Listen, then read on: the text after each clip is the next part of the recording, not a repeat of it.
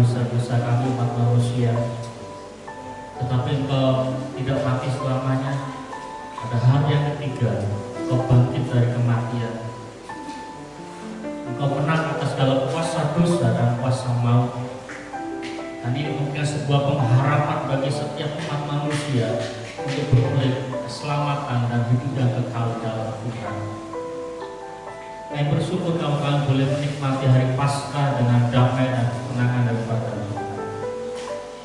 Dalam Paskah ini senantiasa memberikan semangat, gairah atas kehidupan kami, untuk kami tetap kuat, untuk kami tetap bersukacita di dalam menjalani kehidupan kami dalam dunia ini. Masih ada banyak tantangan, cobaan dan godaan, tetapi kami akan percaya bahwa dengan kebangkitan di kayu salib memberikan jaminan bahwa Engkau Tuhan sanggup menolong akan setiap pergumulan persoalan kami semua. Terima kasih Bapak, di saatnya kami akan menemukan akan firman Allah. Kami mau mendiamkan akan semua suara hati dan pikiran kami. Kami izinkan akan suara Tuhan yang berbicara atas kehidupan kami. Tuhan pakai hamba-Mu untuk menyampaikan firman Allah atas kami semua. Terima kasih Bapak, dalam nama Tuhan Yesus Kristus kami sambut firman, mengucapkan syukur. Haleluya. Amin. Tuhan, shalom. Kita bersyukur selamat kita merayakan hari Paskah kita tahun 2021. Kita bersyukur bahwa kasih Tuhan yang begitu besar boleh menolong saudara-saudara. Pagi ini kita akan belajar sebuah kebenaran firman Tuhan yang saya beri judul Resurrection and Life, atau kebangkitan dan hidup. Kebangkitan dan hidup memberikan sebuah pemahaman atas kehidupan kita dan sekaligus memberikan jaminan bagi kita umat manusia, tidak sekedar orang-orang percaya, tetapi semua umat manusia mendapatkan jaminan ini tentang kebangkitan dan hidup. Kita akan baca lebih dahulu di dalam Injil Yohanes pasal 11 ayat yang ke-25.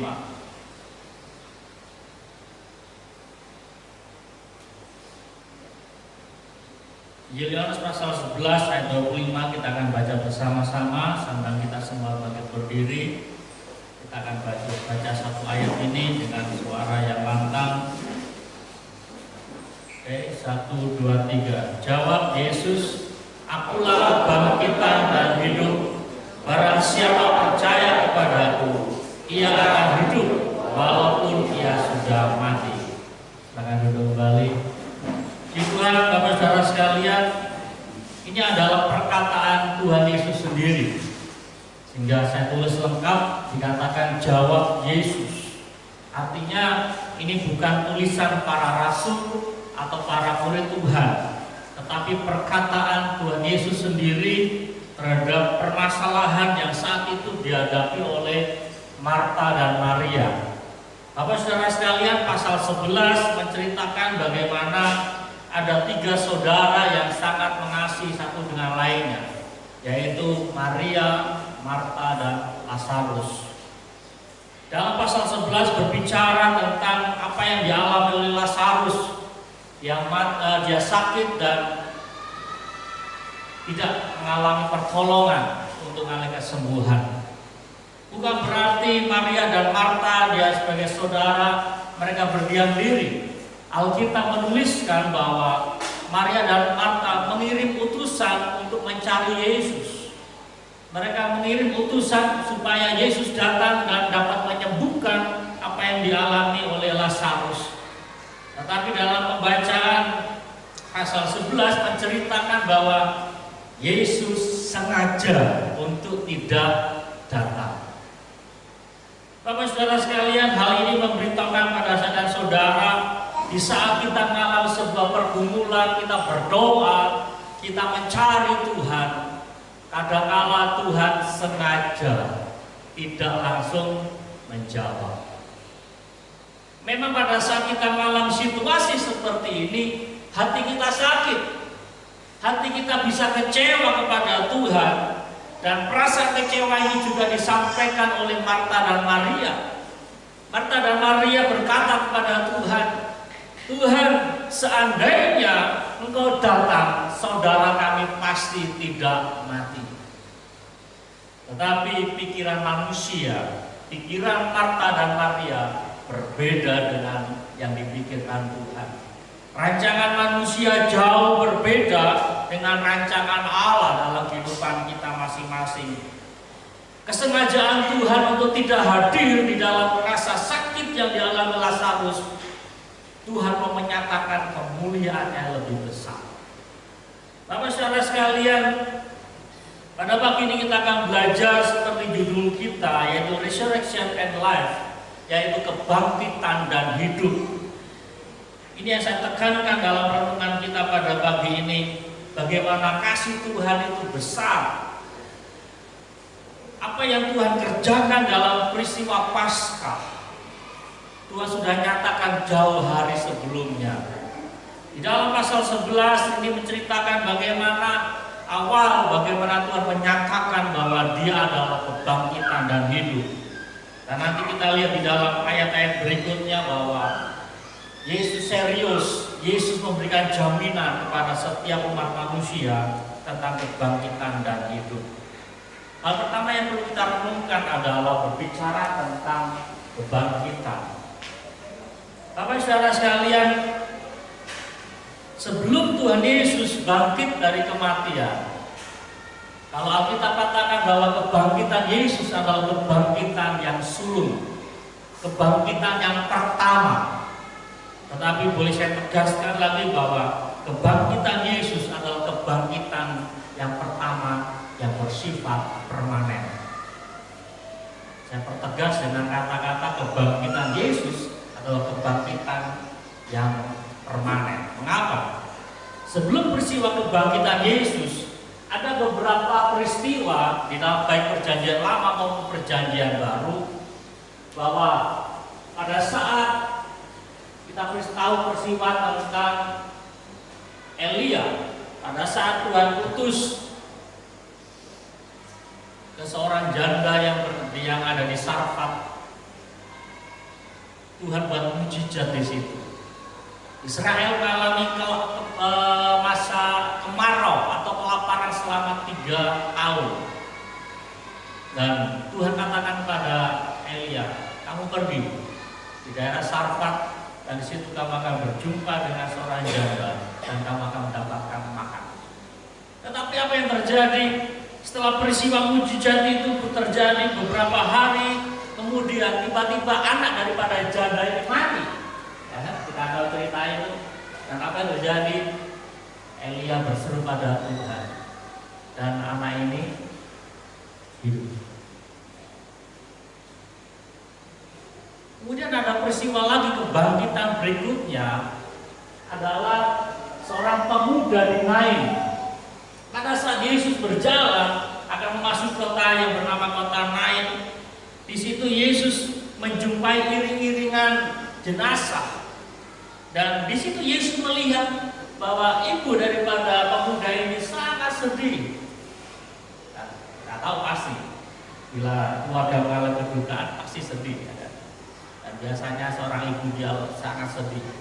Terlebih karena pemudanya adalah anak tunggal. Dan Alkitab katakan Yesus membangkitkan akan pemuda Dina ini. Pemuda ini dihidupkan kembali oleh Tuhan dan akhirnya sukacita dinyatakan. Dan kebangkitan berikutnya adalah apa yang sudah kita baca tadi, yaitu kebangkitan Lazarus.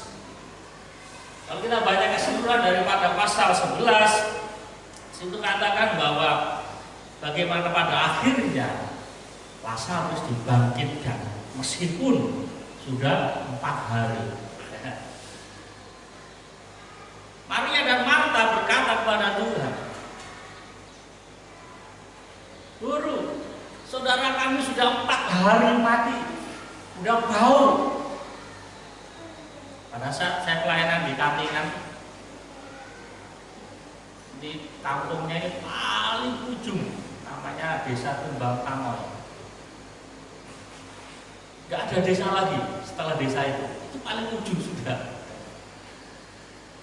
karena daerah yang sangat terpencil dan pemahaman medis di situ juga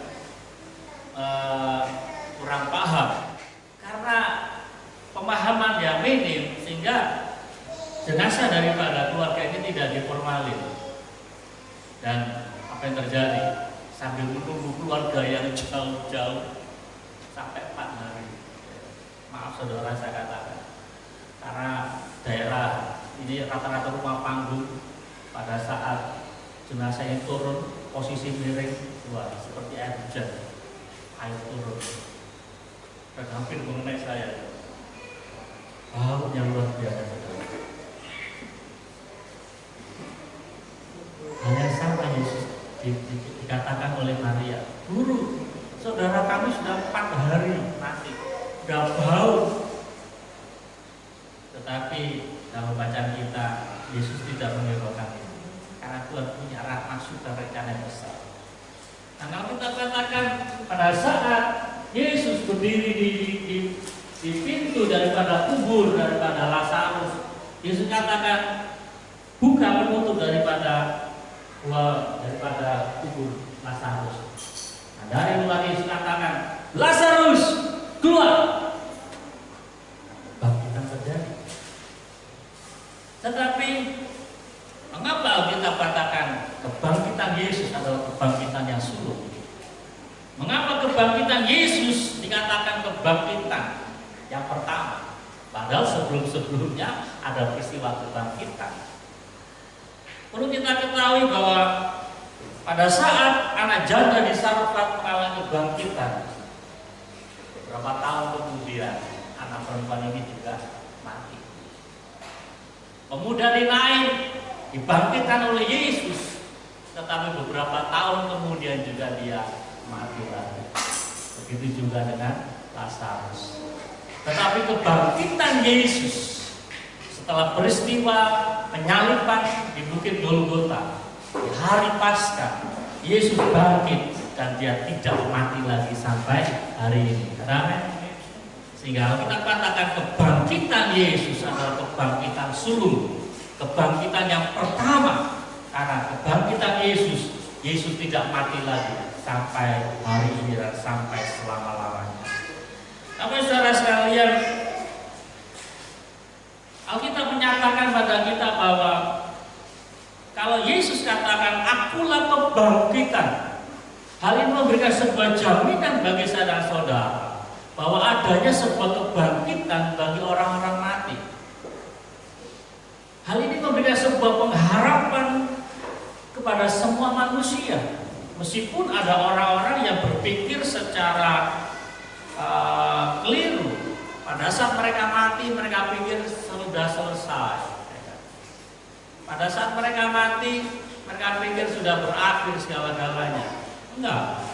Memang kita berakhir di dunia, tetapi ada sebuah namanya kekekalan setelah kematian. Sehingga tidak sedikit orang pada saat mereka mengalami pergumulan dan masalah, mereka berpikir lebih baik saya mati.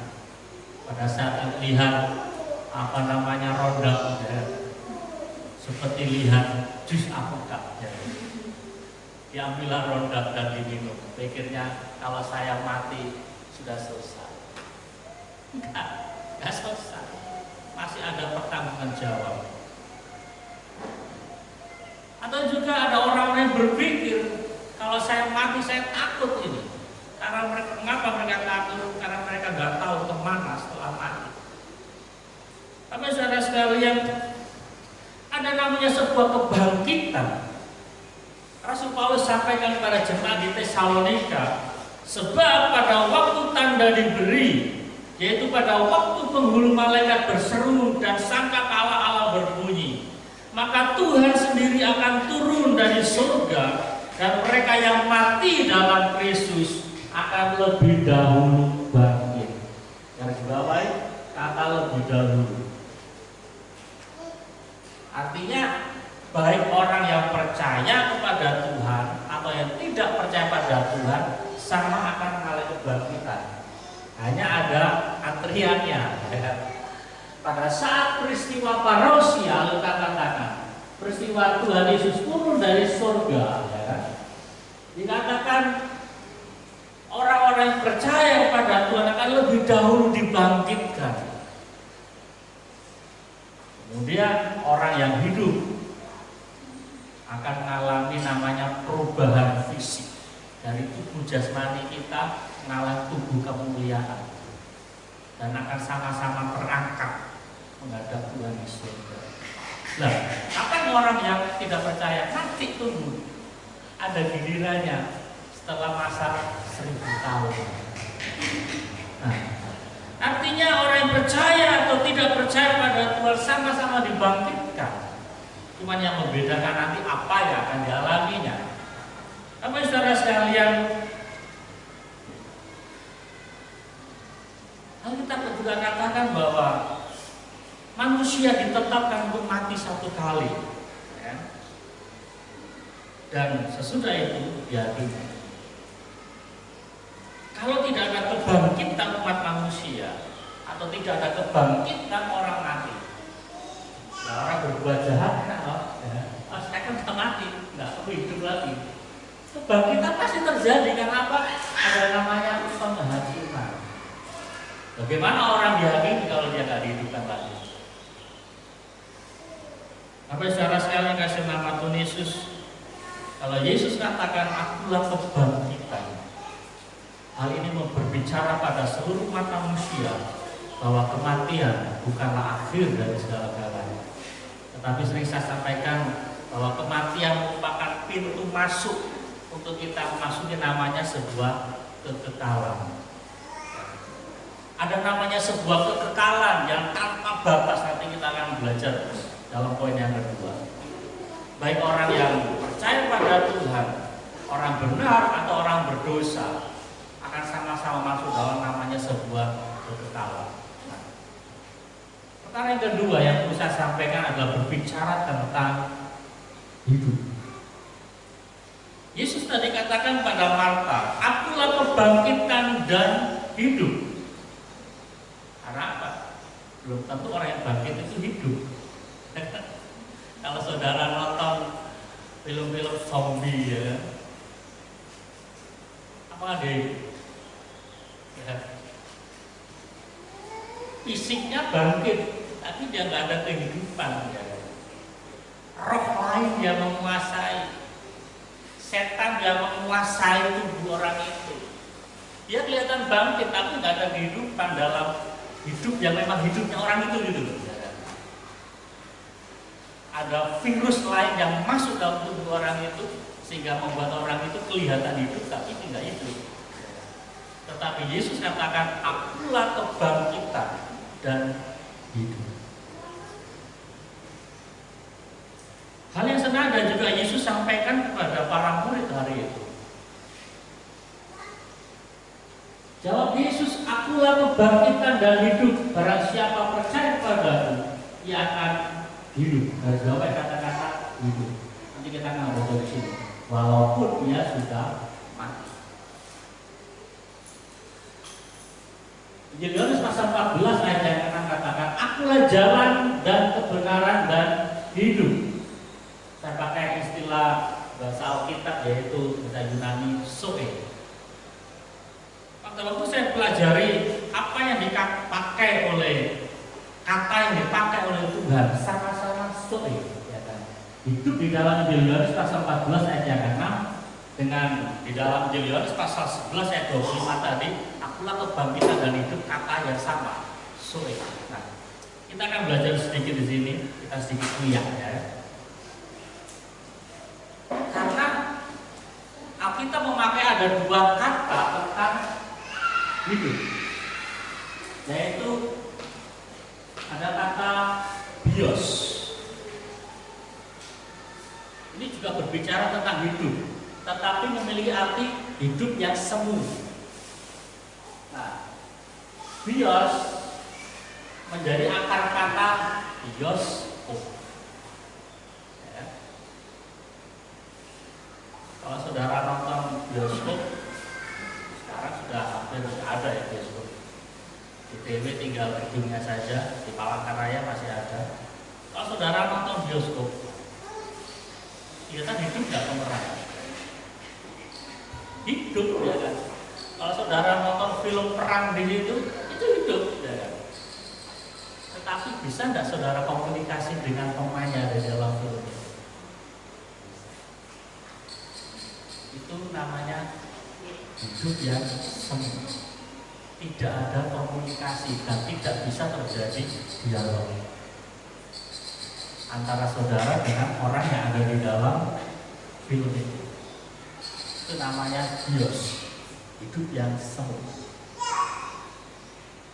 Nah, pada saat Tuhan memakai kata akulah kebangkitan dan hidup, memakai kata zoe, yaitu hidup sejati.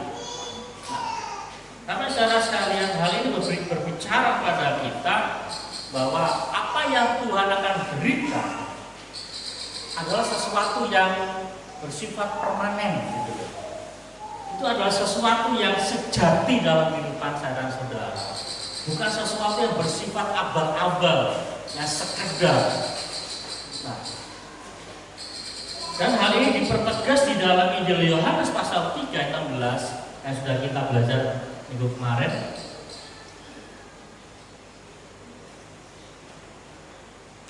Yaitu karena begitu besar kasih Allah akan dunia ini, sehingga Ia telah mengaruniakan anaknya yang tunggal, supaya setiap orang yang percaya kepadanya tidak binasa, melainkan beroleh hidup yang kekal. Sini memakai kata soen aionion.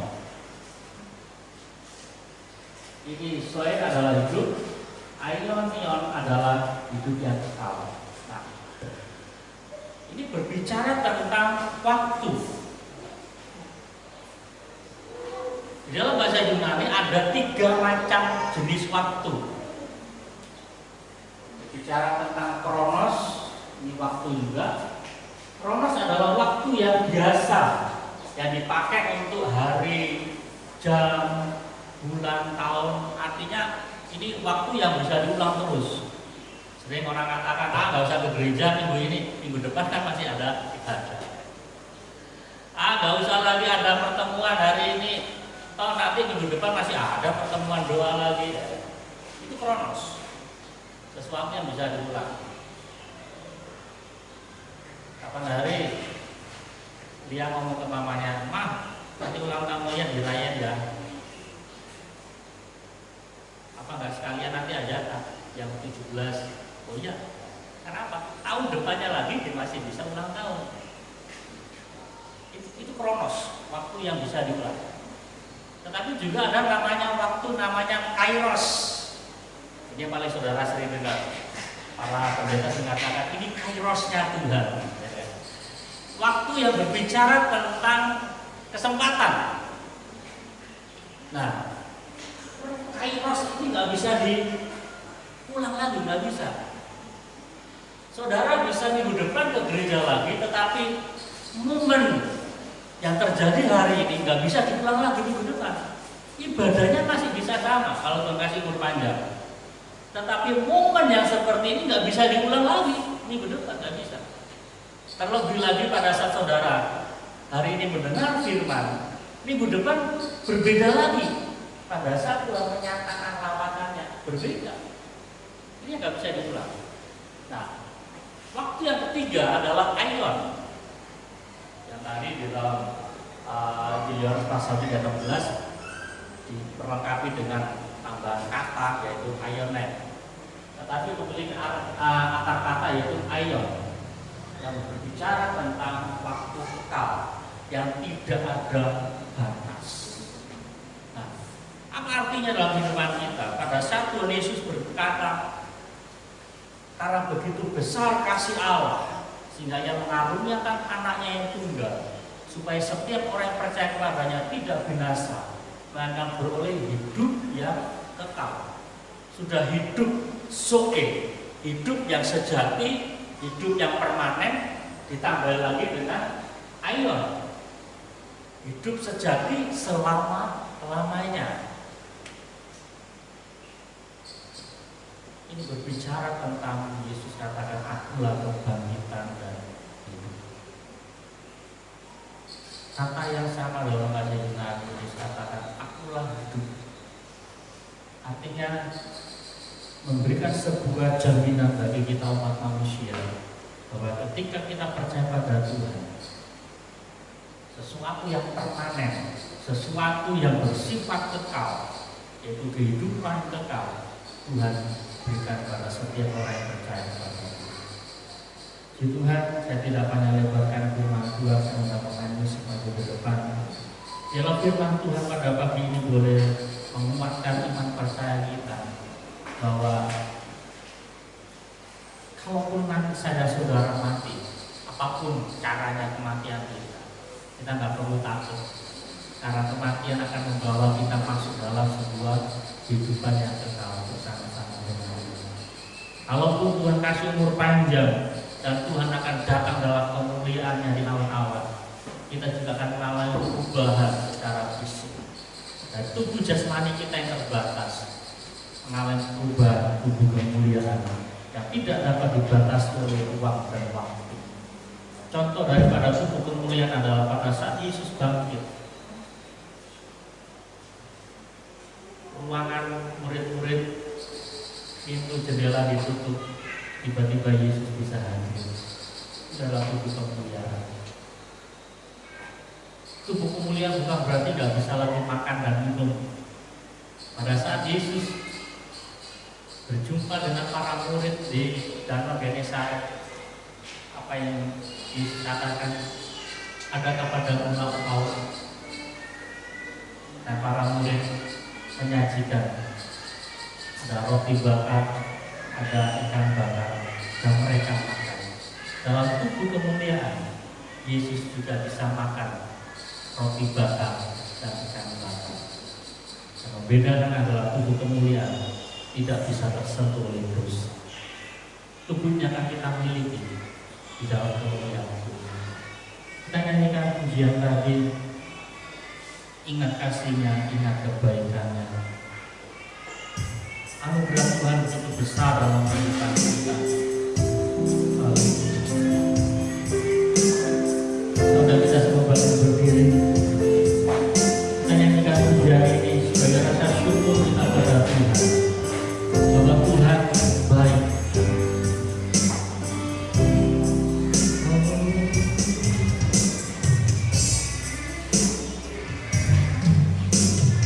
Ingat kasih-Nya, ingat kebaikannya,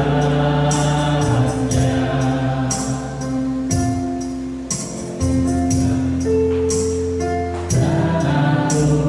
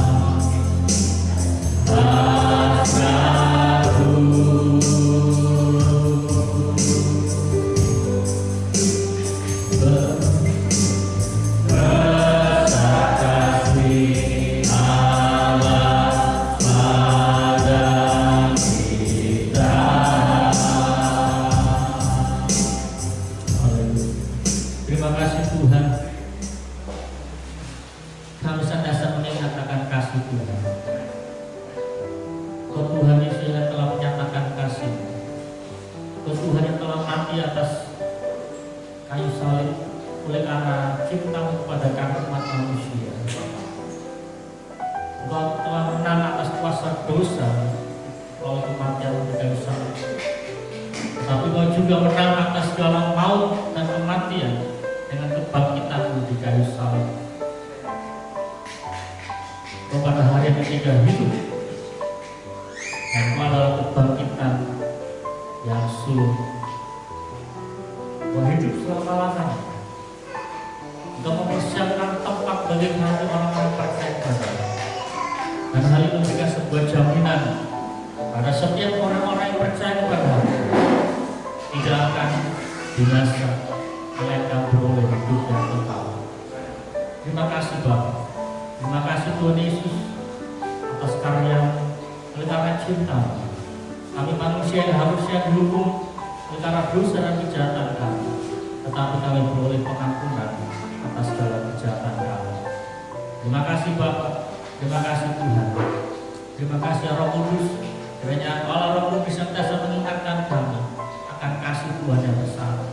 Roh Kudus senantiasa membimbing dan menolong kami di dalam perjalanan hidup kami.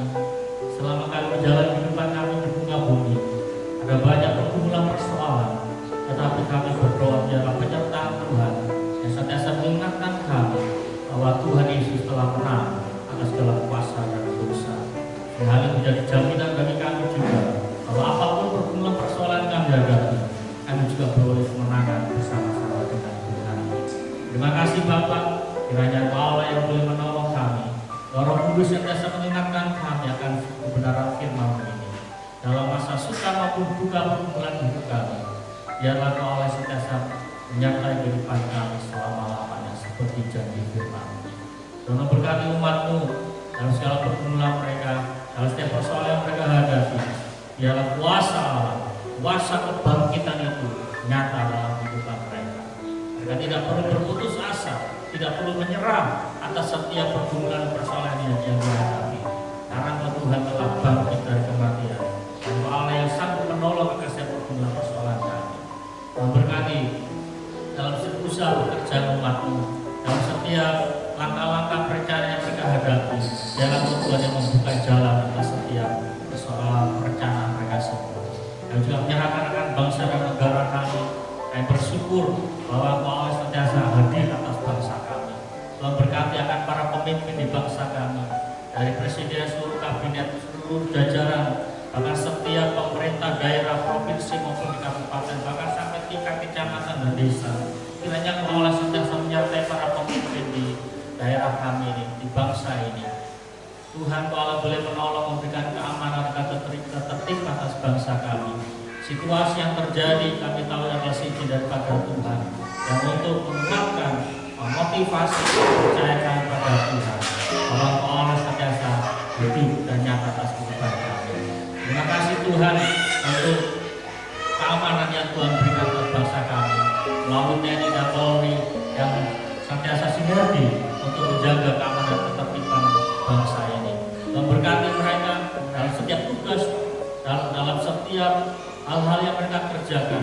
Biarlah perlindungan Allah juga nyata atas dalam setiap kehidupan mereka, dalam rumah tangga mereka. Tuhan Allah boleh menolong untuk negara kesatuan Republik Indonesia tetap ada dalam keamanan daripada Tuhan. Terima kasih Bapak, terima kasih Tuhan berkati juga kota kami, Muara TW, Kabupaten Parigi Utara. Tuhan berkati para pemimpin akan kota ini. Biarlah kota kami juga tetap ada dalam damai daripada Tuhan. Tuhan Allah boleh menolong akan situasi yang ada. Biarlah kasih setia Allah tetap nyata atas kota kami, atas bangsa kami, atas setiap gereja-gereja Tuhan. Biarlah kemuliaan Allah dinyatakan dalam Paskah tahun ini. Terima kasih Bapak, ini Tuhan doa dan ucapan syukur kami yang disempurnakan dengan doa yang Tuhan ajarkan atas setiap orang-orang percaya. Bapa kami di surga, kuduskanlah nama-Mu, datanglah kerajaan-Mu, jadilah kehendak-Mu di bumi seperti di surga. Berikanlah kami pada hari ini makanan kami secukupnya, dan ampunilah kami akan kesalahan kami, seperti kami juga mengampuni orang yang bersalah pada kami. Dan janganlah bawa kami dalam pencobaan, tapi lepaskanlah kami daripada jahat, karena Kau punya kerajaan dan kuasa dan kemuliaan sampai selama-lamanya. Amin. Mari sekalian jemaat Tuhan, bukalah hati dan terimalah berkat dari Tuhan kita Yesus Kristus.